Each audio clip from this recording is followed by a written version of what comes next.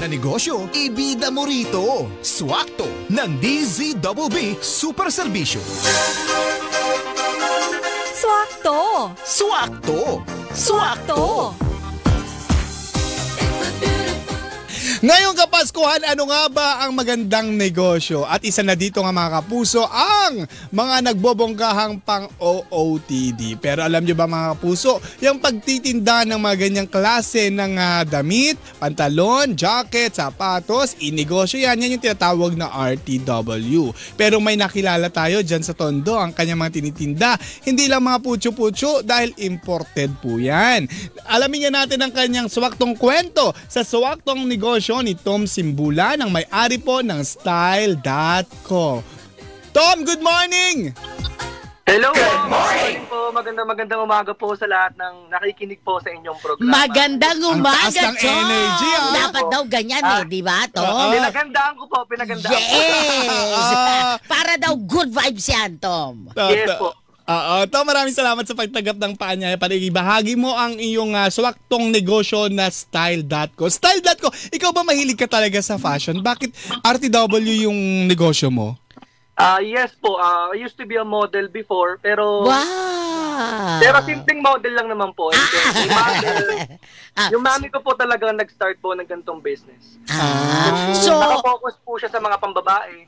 so si nanay ang nagsimula niyang business yan at Yes, naging interesado ka. Yes po. Oh, Naka-focus po sa panlalaki po ako. Yes. Alam mo, totoo yan, Tom. Yun yung sinasabi Ang ko. pretty ni nanay niya, nakikita ko nag-FB live. Kasi yung pagka minsan, kung ito yung ano ng magulang, nagkakaroon din ng interes ang mga anak. True. So Yes, nakita mo, tama po kayo. so nakita mo nung nagbebenta si mami sa girl side naman, dun mo nasagi, ay, why not na ikaw naman magnegosyo sa mga panlalaki naman. Yes po. Pero Oo. tumutulong na po ako sa kanya dati kapag nagla-live selling po siya. Ako po nagsusulat sa masking tape. Kasi pag nagmamain ka, mami, siya yung, may tagasulat yun parang admin. Siya Yes yung tagalista lang kung sino yung nagmine. Yun yung ibig niya sabihin. Pag tambay ka ng mga live selling, yun. Yung may tagahawak siya ng masking tape, sasulat niya kung sino yung nagmine. Sino yung mga nag-joy-joy. Ganun ba, Tom? Yes po. So yung store mo, hindi lang sa'yo, kundi sa mama mo din.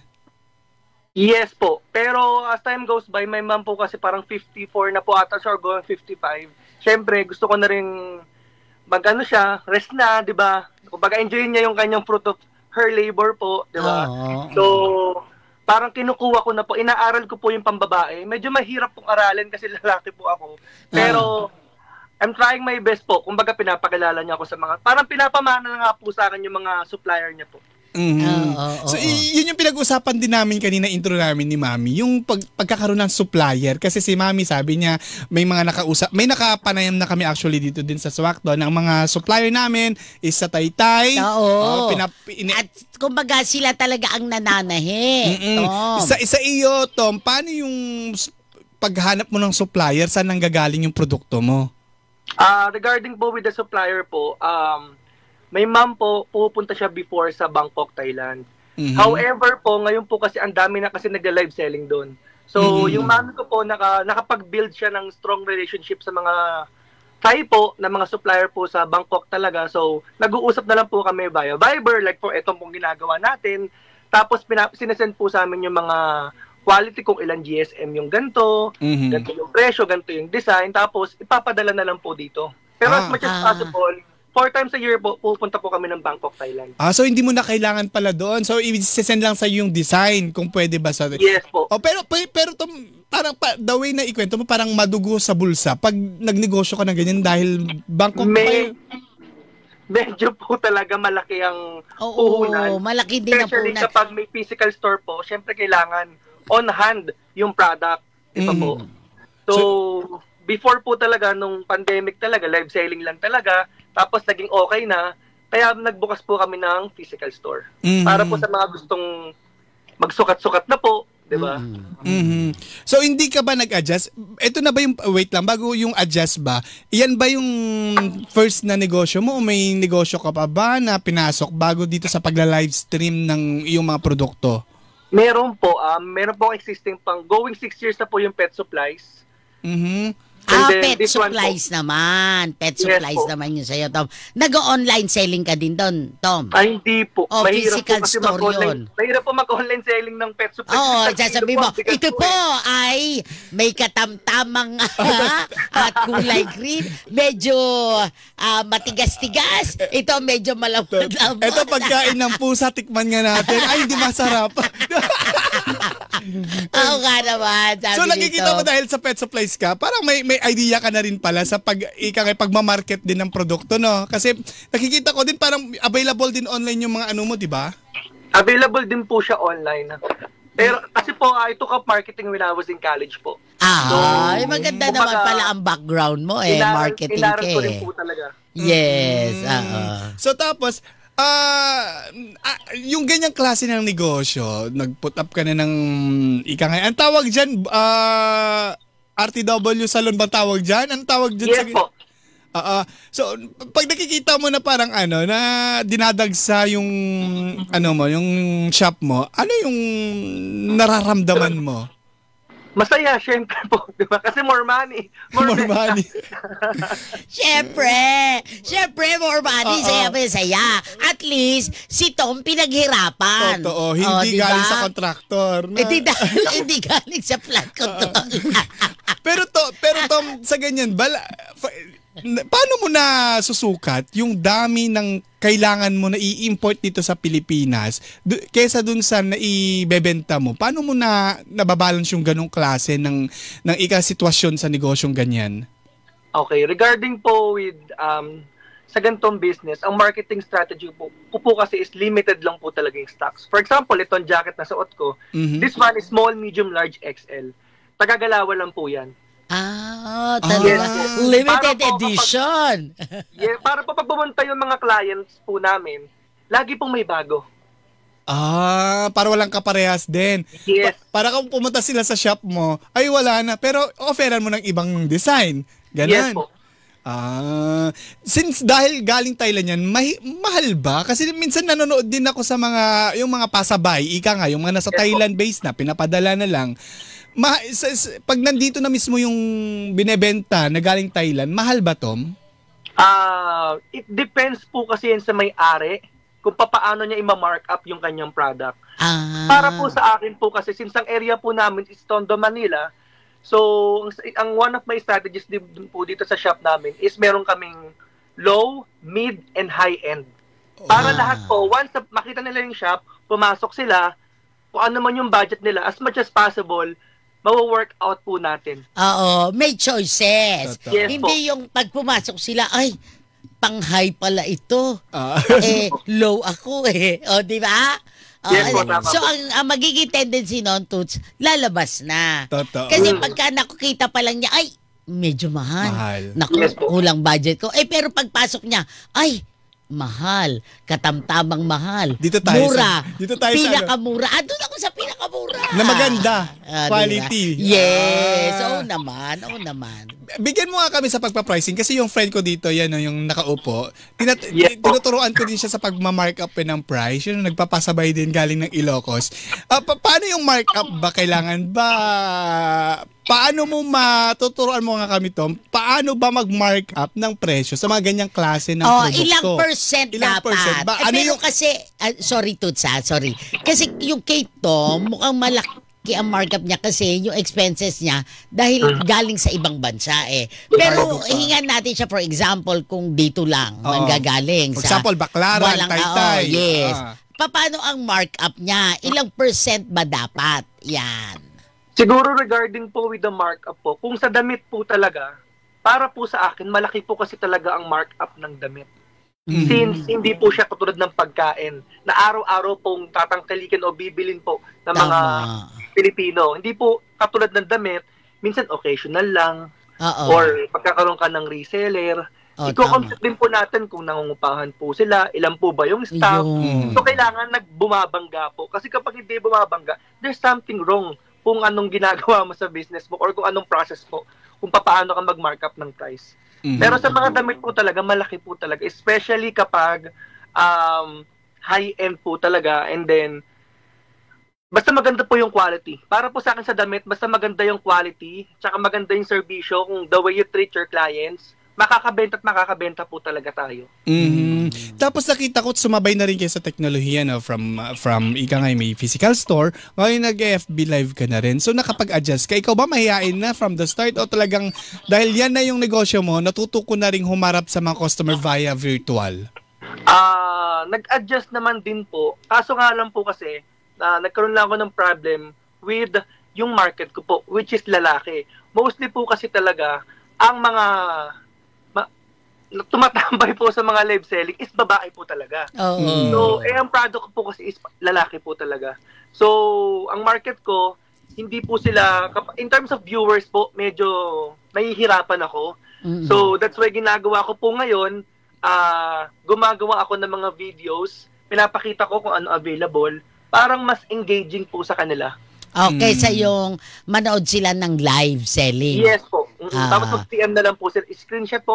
May size po ba nito? Ganun na lang po ginagawa po na. Tama. Ganun na mga lalaki. Ang mahilig lang sa mga video live selling. Yung mga babae, ay, mare!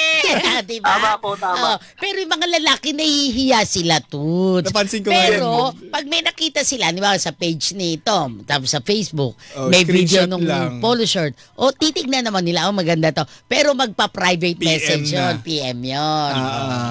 Tsaka para mas gusto po ng mga kalalakihan, nasusukat po talaga nila. Kaya po talaga nilagay po itong physical store for men talaga. Pero meron din po mga pambabae. Pero kasi pag pambabae ko po kasi, mostly pag free size, okay na po sa kanila. Pero Tom, same lang ba ang presyo pag pupuntahan ng physical kaysa sa online? Magkaiba po. Diyan din po ako nagkaroon ng issue kasi yung mga clients namin online, for example, live selling. Pag live selling po kasi talaga, binababaan po namin ang presyo. Dahil po, hindi po nila nakikita yung damit, hindi nila nakahawakan yung tela, hindi po nila nasusukat. And that's a risk para bumili ka sa live po. Hindi po katulad pag nasa physical store, natataas lang naman po siguro like 100 or 150, minsan 50 nga lang. Magugulat sila, ay bakit mahal? Kasi po, pwede nyo pong isukat. Nahawakan nyo po yung damit. Tama nga naman. Diba? Tama naman. So, meron na open ka na rin ba, Tom, na ika nga i-expand yung style.com mo sa ibang mga lugar mula dyan sa Tondo? Yes po. Actually, this is the first branch. Yung coffee shop po, which is Crema & Co, sa kapatid ko naman po yun. Pamilyang businessman pala tong mga to. Yan yung kay AJ. Nasa baba po yung coffee shop po ng kapatid ko. Tapos nasa taas po ako. Tapos nag-open na po ng second branch yung kapatid ko. Next year po yung katabi naman po nun, clothing din. So lagi kami magkasama ng kapatid ko dapat. Nice. At least 'di ba? Sabay kayong ika nga aangat, aahon sa mga ika nga yung mga inaay nyo sa negosyo ninyo. So yes po. So ikaw diyan ka na nalinya sa RTW. So ikaw ba naisip mo na rin what if i-market mo din yung mga Filipino brand? Ika nga, 'di ba? Ang dami na ngayon sa TikTok, 'di ba, yung mga Filipino brand Tama din? naman po. Yes po. Well, meron naman po akong mga not really, kumbaga, meron po ako supplier from Davao City. Ginagawa po nila yung mga shorts po na galing ukay pero medyo maayos pa po. Nilalagyan po nila ng mga patches. Sikat po kasi yun sa Bangkok, Thailand. And ako po mismo nag-reach out sa kanila. Kasi nakita ko po sa post nila na gumagawa sila ng mga ganun. So, nag-meet halfway kami since from Davao, mas mura. Unlike magkuha pa ako ng Bangkok, Thailand po. Tama. Mas mura po. Totoo. Yan yung mga nauso na papanood ko yun, Mami. For example, yung mga ukay-ukay, yung mga bail na medyo rejected daw, ginagawa nila ng paraan. For example, may mancha, dinaday nila, yung may butas na, yung sinasabi ni Tom, pinapatch nila. Diba? Diskarte lang para maibenta. Diba? Correct. So, sa tingin mo, Tom, ano yung naging sikreto mo sa ganyang klase ng negosyo? At bakit paano mo ito napagtatagumpayan? Ilang taon na rin? Siguro po sa business po talaga, kahit anong industry yan, is lakas ng loob, syempre, number one. Pangalawa is, know your product. Alamin mo talaga. And then, kapag magtatayo po tayo ng business, number one is location. Totoo. Tama ba yung business ko? Ilalagay ko sa ganitong location. Meron po bang market para sa produkto ko dito? So, yung pala dapat talaga aaralin. Hindi porket meron tayong kapital, Malaki yung Correct. puhunan natin. Tayo na lang tayo ng tayo. Dapat po may feasibility study or pinag-aaralan po bago tayo magtayo ng isang negosyo. So yun yung naging sikreto mo, naaral mo yung perfect location tapos sumabay ka na rin sa online. Kaya, totoo yun eh. Very important yung location Totoo. di ba, Tom? Ikaw, Yes, po. nag-marketing si Tom. Kaya minsan, pag halimbawa may nakikita ko, bakit kaya siya nagtayo ng restaurant dito? Tama Kasi po. minsan, isisipin, sino yung magiging target market niya, di ba? Yung market mo, di ba? So talagang titignan mo talaga, very important yan. Isa yan sa pinakamahalagang factor para magtagumpay ang iyong negosyo. Di ba, Tom? Yung Yes po, location. tama po kayo dyan. Yes, isa yan. Saka mas maganda po sana kung yung tatayo nating negosyo, yung hilig natin or kung saan tayo masaya. Oh, yes. Para Yung kahit passion medyo mo. matumal, laban pa rin. Tsaka positive mindset po talaga. Yan ang kapag nasa importante. Oo. Totoo yun. Kung ano ang gusto mo. At Yes kung po. saan ka magaling. Yan. Yes. Kung yun yung sinasabi nila, yung passion na tinatawag. Halimbawa, magaling ka magluto. Yun ang passion mo. Para bang pag nagluluto ka, tuwan-tuwa ka, Totoo. Toots. Di ba? Yung parang ang saya-saya mo. Baka yung food business ang para sa'yo. Di ba? Yung mga ganon, Tom. Yes po. Oh, may Tsaka comment. po ginagawa ko po minsan kapag may buena mano, yung pinapagpag po. Ay, totoo ba yun? Nakikita ko yun. Wala Yes namang po, mas ginagawa namang ko po yun. maniwala. Kahit 200 lang, yung sale namin 200 or 100 pesos. Papagpag ko talaga. Tapos kinakausap ko yung mga damit. Pumunta na kayo sa mga amo nyo, utang na loob. Malapit na magkatapusan, magbabayad na naman ako ng mga bayarin. Correct. Anyway, Tom, maraming salamat. Yes po, maraming salamat din po. Saan matatagpuan ang store mo, Tom? Located po kami sa 390 Moriones Street, Tondo, Manila po. Ang Moriones. Facebook page mo na pwede nilang bisitahin para yung mga kapuso Yeah po, natin na naghahanap ng pang-OOTD ngayong Christmas. Yes po. Ang Facebook po namin is www.facebook.com/style. May tuldok po .co. Yan, style.com. May nag-message ka dito o pasabi kay Tom, pupunta kami pero dapat magka-jowa na siya. John Fontanilla. Parang kilala ko po yan. Hi, Tito Jan, kamusta po? Ayan, maraming salamat, Tom. Yeah, maraming salamat din po mga Good luck. Fighting. Fighting and more power sa negosyo. Yan po mga kapusong may-ari po ng Style.co, si Tom Simbulan.